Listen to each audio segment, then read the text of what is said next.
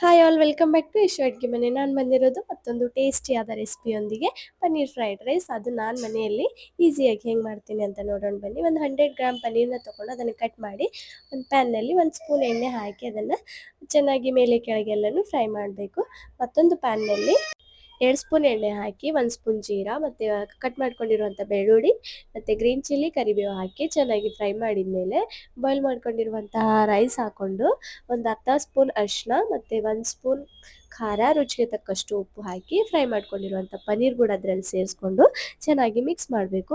ಚೆನ್ನಾಗಿ ಮಿಕ್ಸ್ ಮಾಡಿದ ಮೇಲೆ ಇವಾಗ ಅದರಲ್ಲಿ 1 ಸ್ಪೂನ್ ಗರಂ ಮಸಾಲ, 1 ಸ್ಪೂನ್ ಧನಿಯಾ ಪೌಡ್ರ್ ಹಾಕಿ 1 spoon soya sauce, 1 spoon red chilli sauce ಹಾಕಿ ಚೆನ್ನಾಗಿ ಮಿಕ್ಸ್ ಮಾಡಿ ಲಾಸ್ಟಲ್ಲಿ ಕೊರಿಯಂಡರ್ ಸೇರಿಸ್ಕೋಬೇಕು. ಕೊರಿಯಂಡರ್ ಸೇರಿಸ್ಕೊಂಡ್ಮೇಲೆ ಒಂದು 2 ನಿಮಿಷ ಕುಕ್ ಮಾಡಬೇಕು. ಕುಕ್ ಮಾಡಿದ ಮೇಲೆ ರೆಡಿ ಆಯಿತು ನಮ್ಮ ಸೂಪರ್ ಟೇಸ್ಟಿಯಾಗಿರುವಂಥ ಪನ್ನೀರ್ ಫ್ರೈಡ್ ರೈಸ್. ತುಂಬ ಟೇಸ್ಟಿಯಾಗಿ ಕೂಡ ಇರುತ್ತೆ, ತುಂಬ ಕ್ವಿಕ್ಕಾಗಿ ಕೂಡ ಮಾಡ್ಬೋದು. ನೀವು ಕೂಡ ಮನೆಯಲ್ಲಿ ಒಂದ್ಸಲ ಟ್ರೈ ಮಾಡಿ.